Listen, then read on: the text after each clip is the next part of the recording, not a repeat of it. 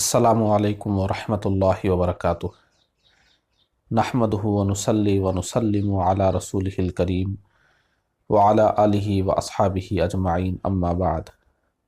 नाज़रीन इकराम, मरहूम या मरहूमा के रिश्तेदारों में से किस किस को हिस्सा मिलता है और कितना मिलता है, ये जानने के लिए इल्म मीरास की किताब अस्सिराजिया में 3 अबवाब हैं।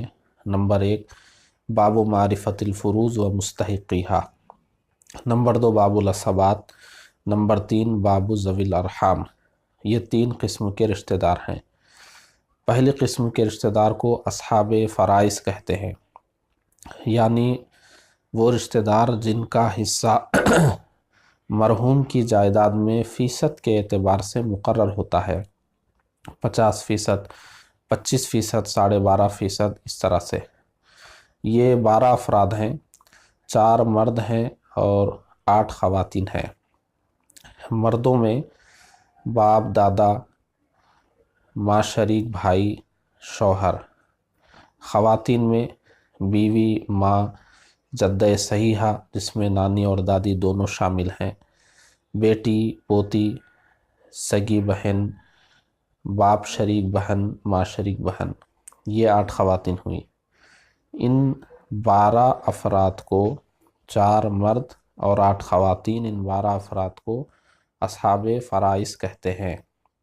दूसरे किस्म के रिश्तेदार जिनको हम असबा कहते हैं, जिसमें मरहूम या मरहूमा के बाप, दादा, बेटे, पोते, भाई, भतीजे, चचा, चचा के बेटे, ये शामिल हैं।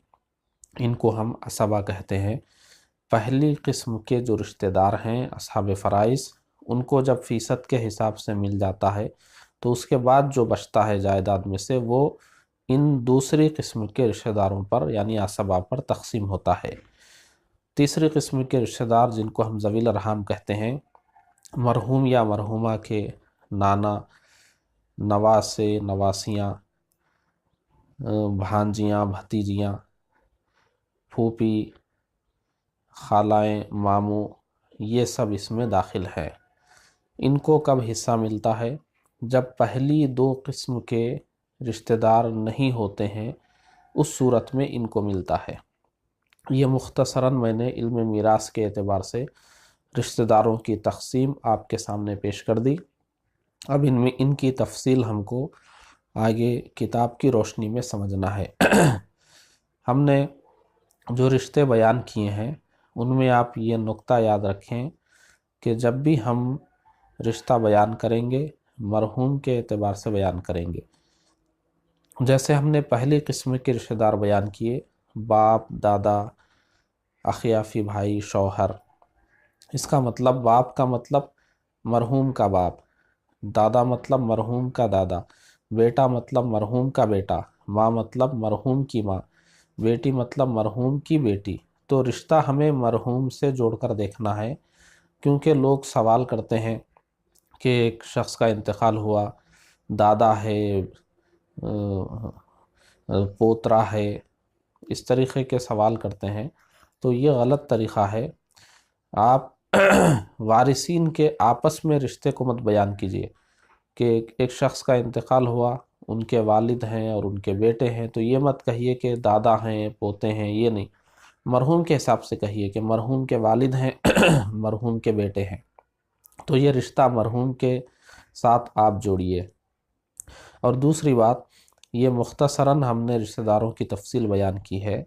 अब इनकी हर रिश्तेदार की क्या सूरतें बनती है, किस सूरत में कितना मिलता है या नहीं मिलता है, ये चीज़ें हमको समझना है। क्योंकि इल्म मीरास में रिश्ता देखा जाता है कि रिश्ता कितना करीब का है और कितना मज़बूत है।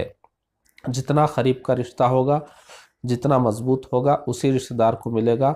दूर के रिश्ते वाला करीब के रिश्ते वाले के होते हुए हिस्सा नहीं पाएगा, और मज़बूत रिश्ते वाले के होते हुए कमज़ोर रिश्ते वाला भी हिस्सा नहीं पाएगा। मिसाल के तौर पर, मरहूम की माँ मौजूद है तो अब मरहूम की दादी या नानी को हिस्सा नहीं मिलेगा।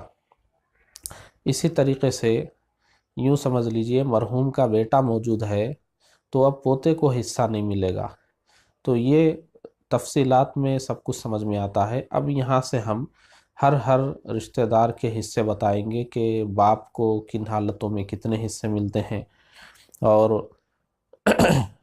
باقی جو افراد ہیں ذوی اصحاب فرائض میں ایک ایک کی تفصیل ہم بیان کریں گے، جیسا کہ صاحب سراجی نے بیان کیا ہے۔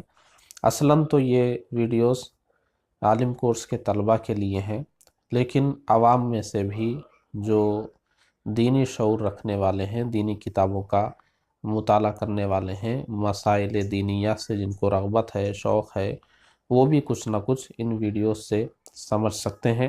اور جو عالم کورس کے طلبہ ہیں وہ یاد رکھیں کہ علم میراث صرف سننے اور سمجھنے سے آپ کو حاصل نہیں ہوگا، اس کی آپ کو باضابطہ مشق کرنی ہوگی۔ جتنی زیادہ آپ مشق کریں گے اتنے زیادہ آپ ماہر ہوں گے۔ اب آگے ہر رشتہ دار کی تفصیل اور ان کی حالتیں بیان ہو رہی ہے، اس کو اب غور سے سمجھیں اور مشق کریں۔ السلام علیکم ورحمۃ اللہ وبرکاتہ۔